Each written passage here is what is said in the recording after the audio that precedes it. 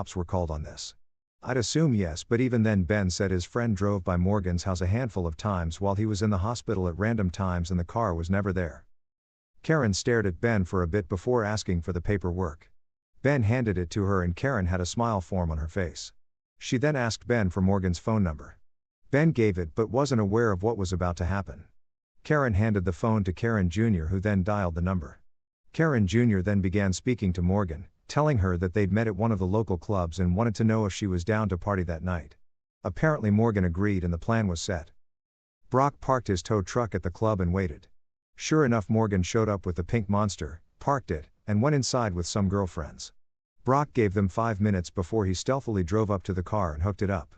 As he was pulling out with the pink monster, Morgan walked out of the club. She saw her car in the tow truck and began trying to flag Brock down, but he was already out of there.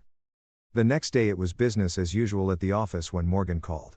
She was furious that her car was stolen by them and wanted it back.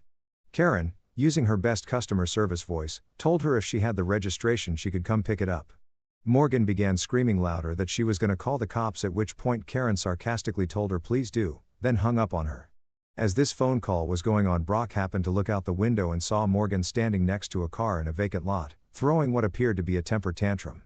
After Karen hung up, Brock watched her get in the car on the passenger side. Karen then looked out the window